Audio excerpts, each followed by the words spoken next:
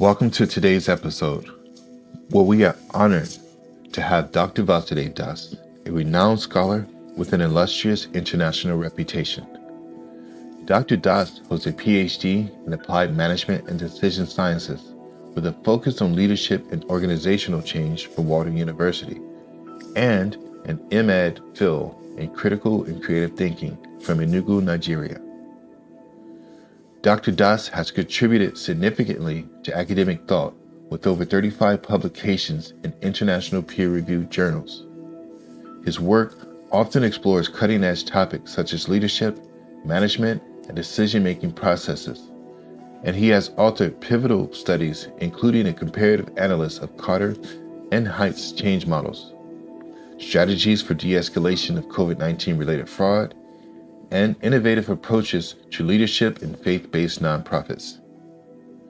An active member of several prestigious professional associations such as the Academy of Management and the International Leadership. We are privileged to dive deep into his insights of love, peace, unity and diversity, social justice, and the application of synergistic thinking in spiritual and organizational contexts. Dr. Das is also a recipient of the International Award of Excellence from ISKCON Sri Mayapur in India, reflecting his commitment to fostering positive change and community development globally. Join us as we explore the intersections of leadership, social justice, and spiritual wisdom with Dr. Vasudeva Das. Dr. Vasudeva Das, or Bhakti Vasudeva Swami, welcome to the Bhakti Moons Podcast. In general, people tend to look at the tradition of Krishna consciousness as another religious tradition, as because other religions also they are engaged in all of these other rituals, worship and all this stuff. But Lord Chaitanya found that our movement are based on science. First I'd like to go into that because Lord Chaitanya found this movement based on the Harinam Sankirtan. And why did Lord Chaitanya, this has not occurred to most of us to ask ourselves, but what did Lord Chaitanya, found this movement on the basis of congregational chanting? Why not just tell people, go into your homes and, lock up yourselves in your private rooms and do meditation? You could have said that. No, but he didn't say that. Why? How is that? Now, the basic fundamental principle here is what we call in management science, we call it synergy. And synergy, this is a model, it's a scientific model, which basically implies that the collective efforts of two or more people coming together to do something, the result is always greater than the individuals performing that same act and bringing the results together. Because experiments have been conducted in management science, and so they come up with this conclusion and this model of synergy. And therefore, Lord Chaitanya founded this movement on the principle, on the synergy model, which is a pure scientific model. Now, what we are doing, and I tell people, you tell me one thing that the Hare Krishna movement that we are embarking on that is not scientific. Because I can break down every damn thing we are doing and give you the scientific undertone, the theoretical framework or the theoretical concepts and concepts behind it. And so the chanting, which was founded, which is the handiwork of Lord Chaitanya Mahaprabhu, the Supreme Personality of God himself, appearing as a devotee, was based on scientific value. He came and inaugurated this Sankirtan movement. And for us, it's a religious tradition. But it is beyond religious tradition. It is a scientific model. Lord Chaitanya found this movement the Sankirtan movement based on the principle of synergy. And so when we go to the very concept of chanting, for instance, now we use the word chanting, and people who are religious-minded, they can resonate with that. And they can also align with that. But as soon as you use the word chanting to say a scientist, they will tell you in most cases they are agnostics or they are outright atheists. So they will tell you, I'm not a religious person. I don't believe in God. I don't believe in religion. See, religious people are the people causing all the wars, the troubles on this planet. Go to Iraq, different factions of religion, Islamic religious traditions are fighting against each other. I mean, they'll give you good examples, and you may become disinterested in even they may try to convince you why you shouldn't be involved in religion. So, because in the management science domain, we have scientists, management scientists, who in most cases don't even believe in God. And so, what we do is to be able to, try to penetrate these people using their own terminologies in planting the seeds of devotion in their hearts. And so, like, I use the word Sonic Therapeutic Intervention. And it's just the scientific undertone of the chanting. Sonic comes from the word, this derived from sound. Therapeutic is healing. Okay? And intervention, even all these doctors, whatever they are doing, is called intervention. When you do something to be able to salvage a situation, to create a positive transformation, that is an intervention. So each time you go to the hospital, they administer some medications to you, or you do some type of, they administer anything to you, that is an intervention. So here, what we are doing is self-administered sound intervention. We chant, that is self-administered. When we administer something to somebody else, okay, that's a different thing. But when we do it ourselves, it's called self-administered. If you're a doctor and you diagnose yourself and you take the medications, you prescribe for yourself and you take the medication, that is self-administered. And if you're not a doctor, if you begin to self-administer drugs, that is also drug abuse.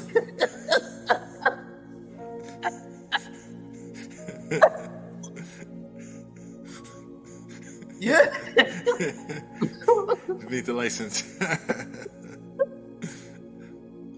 So, the Sonic Therapeutic Intervention that I use in my presentations, in my research, writings, publications, you'll be amazed that I even tell the story of Hiranyakasipu in an article published in a financial crime journal in London.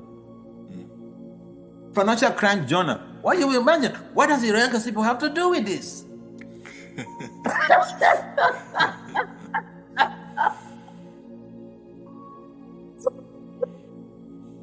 So, the whole idea is to be able to understand what are the needs of my audience. And just like we have in each organization, in any of these companies, we have also a production department. Then there's a packaging department. We have a lot of stuff in our movement. In most cases, we don't know how to package it to sell to different people. We only, in most cases, know how to present this stuff to people who are religious minded. In most cases, we don't know how to deal with people, how to package these very devotional goods, this chanting, for instance, to people who are agnostics. We are not taught about some of this stuff, except you go the extra mile to develop the skills and talents to be able to do all this. So, the Sonic Therapeutic Intervention, from research reports, we find that there are so many positive side effects that come with the whole thing. just like if you undergo any therapy, say chemotherapy, to get yourself treated of say cancer, you may be treated of the cancer, but you have side effects, and the side effects could be very, could be very devastating in some cases. Now, the Sonic Therapeutic Intervention or the chanting of the Hare Krishna Maha-mantra in itself, it has side effects because it is an intervention. But the good news is that this intervention, the side effects are wonderful.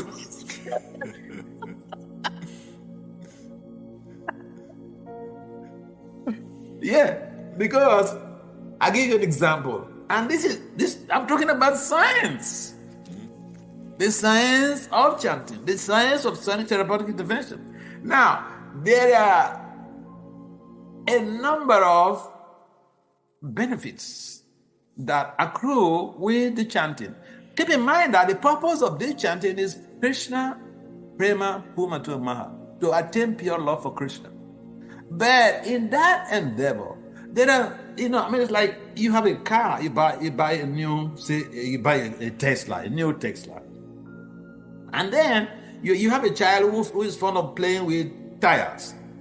Now, you buy a Tesla or a Lamborghini or a Ferrari, they come with a spare tire. And so you don't need to go and buy another spare tire to give your child to play with. Now, the spare tire that comes with that car is a concomitant factor. A spare tire is a concomitant factor of car purchase. So it becomes like also a side effect. You don't need to endeavor for it, okay? It just comes with it. And you can give to your child to play with. So we don't endeavor for these positive side effects of this Sonic Therapeutic Intervention or the chanting. But it just comes, they are concomitant factors.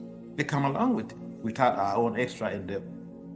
And one of those positive side effects is that the chanting helps to promote a good mental health. And you see, in some cases, mental health is being stigmatized, especially in some uncivilized societies. And when people have stress, anxiety, or even depressive feelings, they don't want to discuss it with their family or their friends. But that shouldn't be the case. And if that is the case, if someone is embarking on this chanting, scientists have come up with the idea, with the results, that the chanting helps to mitigate stress, anxiety, and depression. And there's so many. If you like, go on Google Scholar and then put in these terms, the effect of chanting on anxiety, stress, and depression. You will see a number of peer-reviewed journal publications on this. Yeah, a number of peer-reviewed journal publications on this. And so, and so, the whole idea is that we have such a powerful therapy that we don't even seem to understand the value of it. And so, what I try to do is to be able to expose these scientific evidences to my colleagues, expose the scientific evidences of the merits or the benefits of chanting to whomever I meet, especially the professionals, especially the scholars, because I deal with all of these professors, doctors, PhDs in management science, and all this stuff. And so they don't want to hear your stuff. It's so Krishna still Bhagavan Swayam. They don't have anything to do with that. You have to say something. You have to present your facts scientifically. And so all of these scientific reports about this chanting, which is proven beyond reasonable doubt and published in peer-reviewed journals. See, look, for us as scholars, you can make inquiries from any PhD. Peer-reviewed journals for us, they are ranked more important than any other publication. You may write hundreds of thousands of books. We don't really care.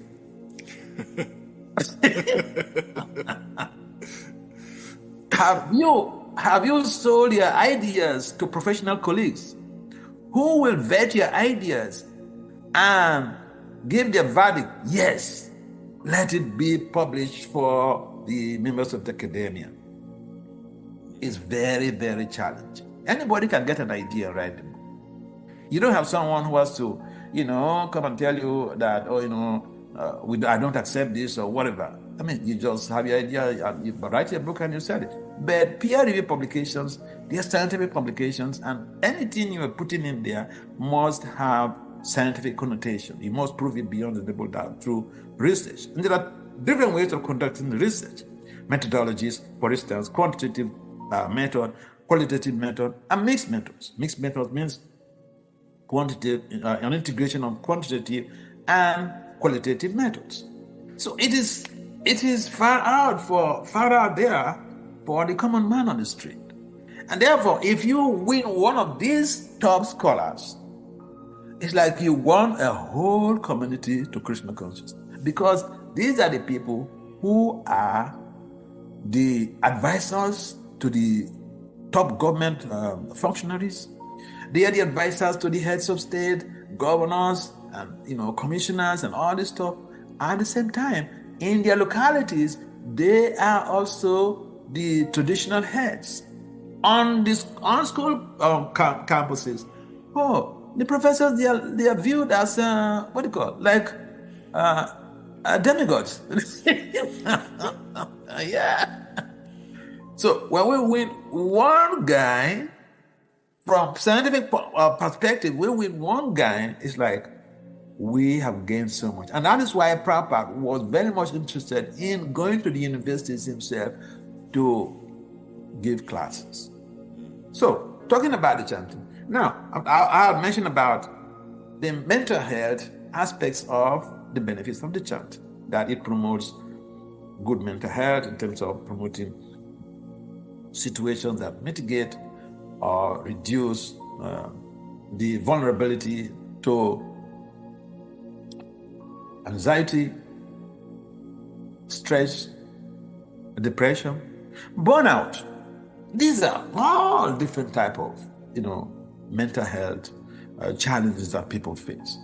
And therefore, if we simply understand, even from the mental health perspective alone, we can convince so many people to take to the chanting. But then, if you tell somebody, chant and be happy, then he tells you, I'm happy. I'm already happy. Or you tell your child, chant and be happy. He said, Dad, I'm happy. Or you tell your child, chant so that you can be free from this prison and go back to God. Dad, I'm not in a prison. How are you going to convince your child? So it comes down to to another point of cognitive skills.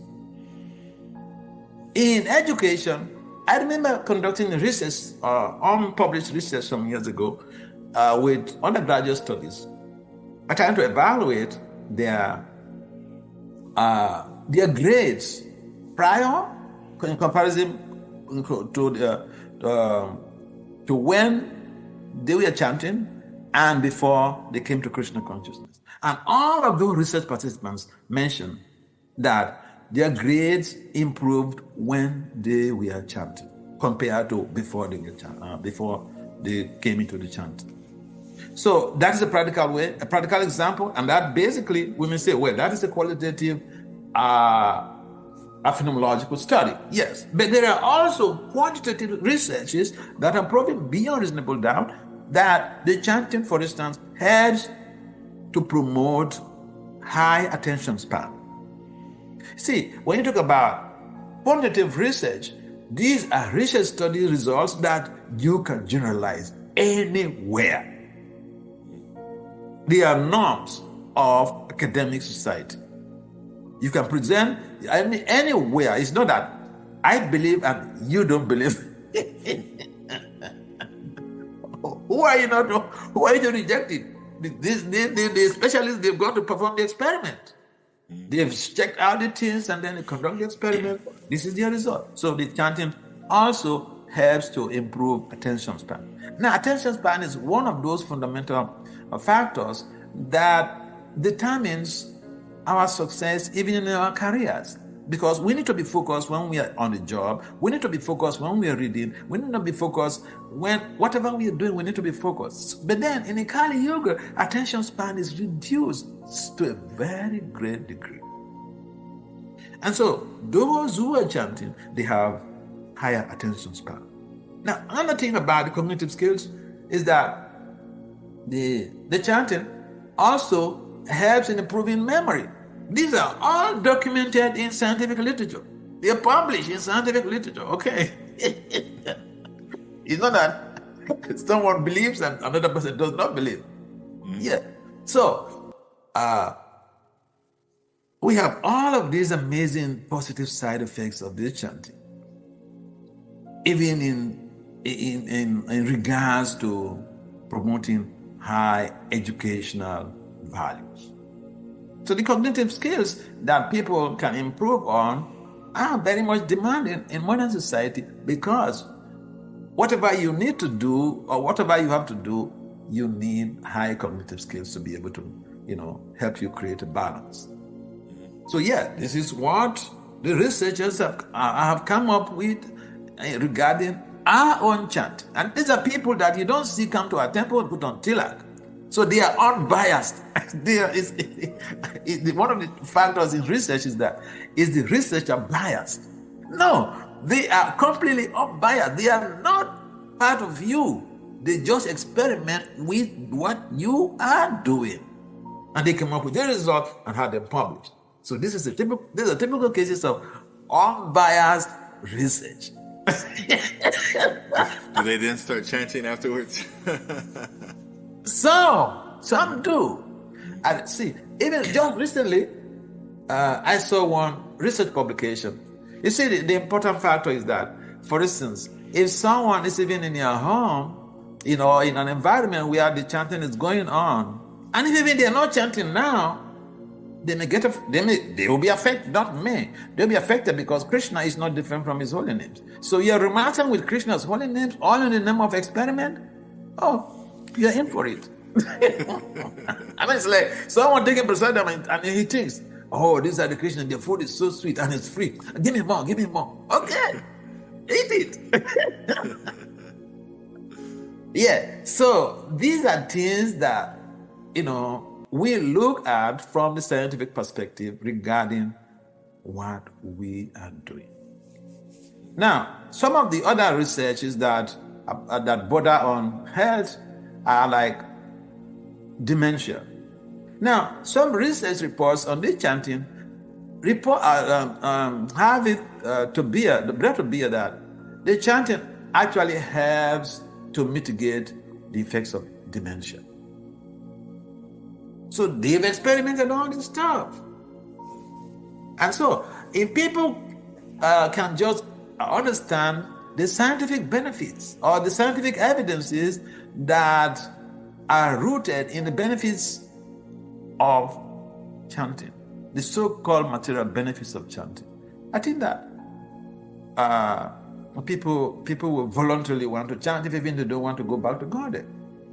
These are some of the areas that I explore in my using my academic skills to be able to bring the holy names to the phobia, to people who are hitherto not interested in religion. Yeah. Nice. Very nice. So you mentioned a lot about the positive mental effects of chanting. Are there any research about the physical effects of chanting, how it helps our physical health? Physical health, I have not really seen reports on the physical health, but then I can even tell you from my own experience. Okay, see, most days when I wake up in pain. I have a lot of karma to deal with. So most days I wake up in pain. And then maybe I plan that, okay, maybe in the afternoon I'll go see a doctor. But then by the time I finish my first 16 rounds, I don't find any pain on my body again. Yeah. It happens to me a lot. So physical health, I don't know. I've not seen much about that because my focus has been on mental health, cognition, and all these things. Yeah. So how does the chanting help? How does it work on the neurological or psychological or physiological levels? We spoke about that. I guess you didn't study that so much, but the neurological, how does it affect the brain? And because I've heard there's a lot of studies where they connect the machines with how does it actually affect the brain? Yeah, Chanting. you see, there are some studies that scientists or researchers have brought to bear that the chanting actually helps to change the brain patterns in a positive way. I remember it's also one doctor, one devotee, is a devotee, initiated devotee. He lives in Michigan. Someone showed me some publication that was in ISKCON World or something like that. Of course, that was not in the peer-reviewed journal, but he had done some scanning of people who chanted their brain prior and after the chanting. There was a big difference. So it does have, and also the chanting has a positive bearing on the neurotransmitters of the brain. Yes. It improves the neurotransmitters of the brain. Yeah, so there are a lot of things physiologically and that have to bear with that relate to the brain as regards to chanting. Yeah. So I'm certified as a neuro-linguistic programmer. So how does I guess I'm asking, what is it about the chanting that that can change the neurons and everything in the mind? How is it? Because typically they talk about speak positive, think positive. What is it about the chanting that actually can heal the brain and change your outlook in life? Yeah, you see, according to the researchers, so even there was even a recent study that they did some studies, multiple studies on how even the chanting helps people who are having insomnia to be able to overcome that. But all of these things, I think a lot of devotees are overcoming insomnia with the chanting. The experts. Yeah. So a lot of things are there, and if somebody is very curious, they could Google the challenge or what they want to investigate, and say on the web, you'll find some peer-reviewed experiments that have been published on that very topic relating to, mantra meditation or chanting. Mm-hmm. Yeah. So how does the chanting compare to other forms of meditation, or such as relaxation techniques? And what was it? I remember when I used to live in the ashram years ago, there was the transcendental meditation. So, that was what? Transcendental meditation. Okay. And I never saw the people. I never went in, but I would hear. We used to have programs in a church, and there were different groups that come into this particular church. And there was one group that had a really loud cassette or something playing with someone breathing, doing prana yoga. So how does the chanting, how is it compared to other forms of meditation, such relaxation techniques? And what is the efficacy and accessibility of the chanting? Yeah. As opposed to the other things? Yeah, in most cases, other meditations also to give give benefits to the people who are involved. The difference between the Hare Krishna Maha-mantra and other forms of meditation is that the ultimate goal is not the same. Because if when you chant Om, you will have amazing experiences, and there are some, research documentations on even chanting in Om, and chanting of all different other different mantras, even from other traditions. They experience different things. So even reading the Vedic literatures changes your brain patterns. These are also documented. Yeah. But the point is that we're talking about the side effects of this Maha-mantra. The goal of this the chanting of the Maha-mantra, is different from the goals of other meditations. The goal is to decastrate the chanter from the clutches of samsara, from the clutches of material existence. Whereas the goal of some of these meditation programs are just to improve the quality of your life, and not really decarcerating you from the prison, or not enabling you to attain Krishna prema. If they are not talking even about Krishna, if they are not chanting Krishna's name, how are they going to attain that Krishna prema? So that is our major. That's the major difference. It's like we respect and honor all practitioners of other religions. In fact, Krishna said everyone is on his path. But we can say that other religious practices are the same with Krishna consciousness, because the ultimate goal of Krishna consciousness is Krishna prema pumantu maha. I mean, it's like someone was asking a question: what if someone is worshiping Vishnu, so what happens? Is it okay for the person to worship Vishnu? I said, yes, it's okay. You'll attain. If you follow the instructions, follow the directives of a spiritual master, you will attain Vaikuntha lokas. But if for one to attain Krishna loka, you need to worship Radha and Krishna. See, other traditions, a number of the other traditions, they don't worship Radha and Krishna. Either they worship some form of Vishnu. We should appreciate what people are doing.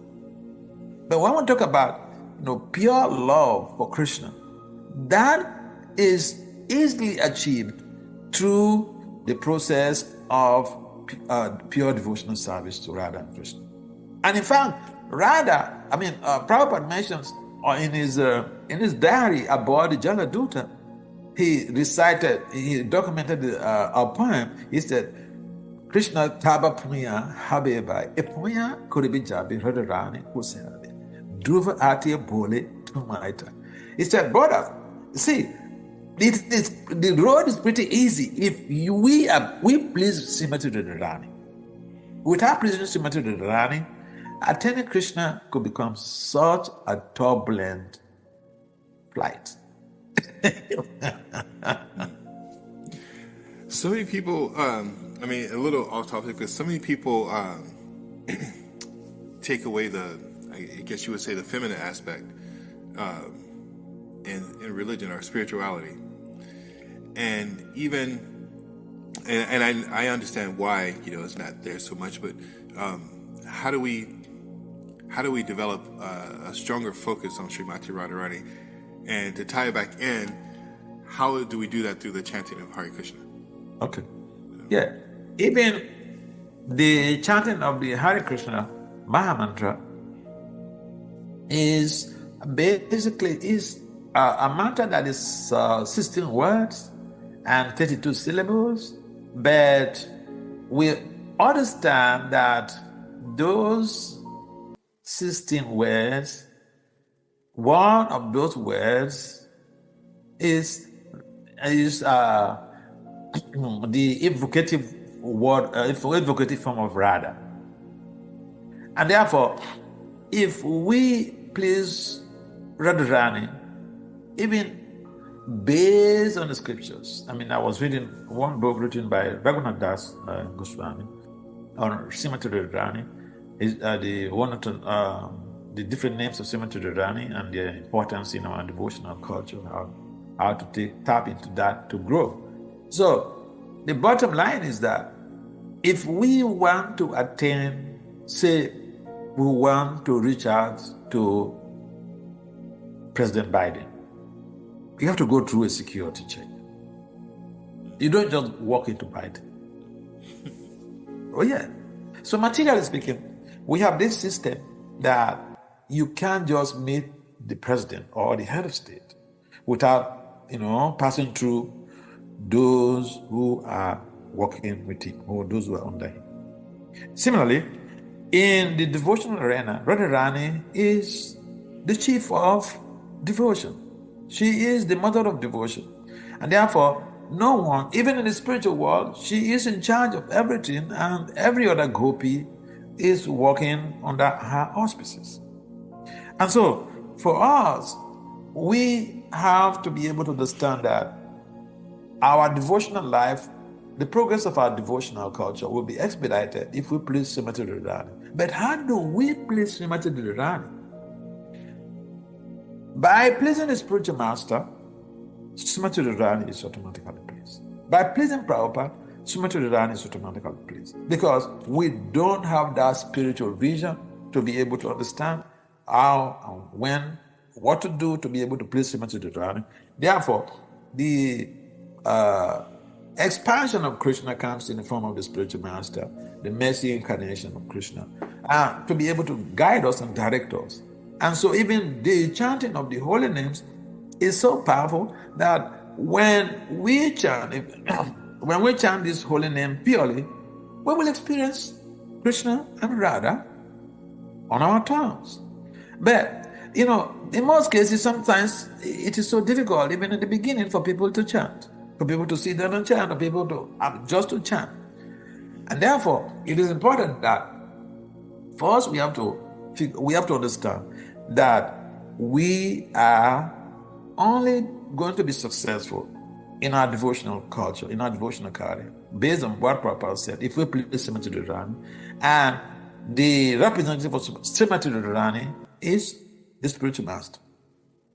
And so if we follow the instruction of the spiritual master, Yasa Prasada, Agava Prasada, Yasa Prasada, Nangati Gutopi. If we please the spiritual master, automatically, Krishna is pleased. So here is the short route. The GPS is taking us through the short route. The GPS is taking you through a long route, and you know the road. Go by the short route. Yeah. Nice. Okay, so practical applications then. How can individuals incorporate chanting into their daily lives? Are there specific techniques or practices you recommend? And on top of that, do people have to be Hare Krishnas to chant? First of all, the practical applications is that one has to schedule their 24 hours of the day according to their needs. You have to go to work. If someone is a student, he has to go to school. And the whole idea is that we set up a timetable.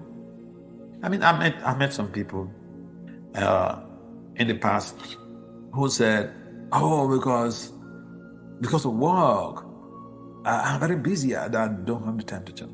Or because of school, I don't have the time to chant 16 rounds. So I like to meet such people and sit down with them and analyze how they use their 24 hours.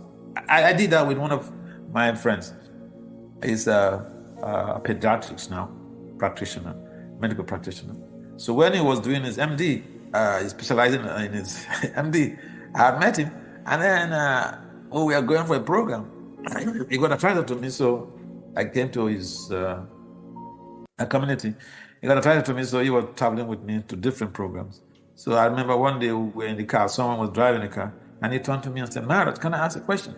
I said, of course, feel free to ask any questions. I'm your friend. So he said, he's a medical doctor. He said, we medical doctors, we don't have the time to chant 16 rounds because we are very busy. I said, come on, you think you're the first medical doctor in this movement? I said, all right, let's work on your daily schedule. How many hours are you using working in the hospital? He wrote it down. And then how many hours for sleeping? He mentioned. So he wrote it down. And then how many hours you use for your reading? He mentioned, we wrote it down, to cut matters short. At the end of the game, he realized that there's a chunk of time that he couldn't account for. So he was almost like bursting out into tears. He said, "Oh, Maharaj, I'm so sorry. I didn't use my time properly." So the applications, the fundamental thing there is schedule your 24 hours and effectively manage your 24 hours. In most cases, I met so many people that just with this simple approach, they conquer over their lackadaisical approach to chanting. And I've met so many people who use work or school as an excuse, and we have to analyze how they use the 24 hours, and then they fall short of utilization of the 24 hours, effective utilization of the 24 hours. And I tell them, look, manage your 24 hours nicely and you will not have this problem. And it will work for so many people. So the techniques, like you asked, application is to effectively manage our 24 hours. And chanting will become, our household word. Yeah.